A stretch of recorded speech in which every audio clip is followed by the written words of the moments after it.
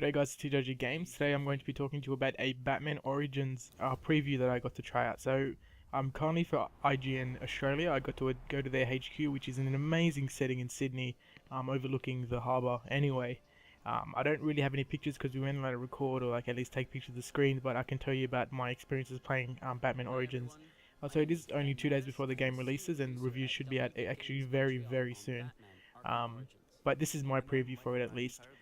So basically, the whole thing and the main backbone to this, I believe that their development, Warner Brothers Montreal, not Rocksteady, they're making the game now. Warner Brothers Montreal. There seems like their thing about making it was, if it's not broke, don't fix it, and that's exactly how I felt. I kind of do feel, at the same time, it's kind of split, and this is how I felt, was that there's too much of the same, but it's good, if that makes sense. So I want to see more innovation, and maybe it's just because they're getting, as the saying is, getting their toes wet as they're stepping into the role of making the Arkham series, which is incredibly, critically renowned, and everyone loves this game. Amazing combat. So they haven't changed the combat; they've just added some more depth to it, and the gameplay is primarily the same. You go from point to point within the free roaming city, which is a lot bigger. Though they did reuse the Arkham part from Arkham City. It's just with Christmas coding and slightly upgraded textures. Though it's nothing that's going to blow your mind. But I will say the PC version from the NVIDIA showcasing was absolutely 10 times above the console version, and that's not hating, but a simple fact of the much more powerful hardware in the PC. It looks a lot more better. It looks a lot better on a PC. And I really recommend, if you have the chance, to get it on a PC over a console, but either way you're going to have a really good gameplay experience on both platforms. The story is a very deep and intricate story, a lot more than I thought it would be, though I still have the feeling that they're not going to give each superhero villain justice, due to the fact that there's 8 of them, and they're all mashed up into this one. So there's the Penguin, Black Mask, the Electrocution, I believe, Bane, Croc, and the Joker. And we got to remember, this is the first time the Batman meets the Joker. I feel like Batman meeting the Joker could be a game onto itself.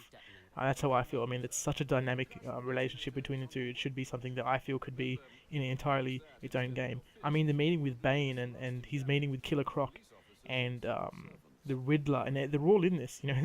Everyone thought that this was just going to be the 8 assassins, but Bane is one of the assassins. And I'm trying not to spoil. It's not really a spoiler, since you're gonna, it's one of the 8. There's another one called Copperhead, which I believe is a female that can contort and has claws and stuff. And the Black Mask, of course. So there's all these very prominent villains in this one game, which seems to deliver an amazing story, but also gives me some doubts as whether they can deliver on fleshing out each of these characters to people, because this is an origin story, as the name obviously gives that point away. If they can really flesh out these characters enough for people who have never seen these characters before, if you take that stance and look at it like that.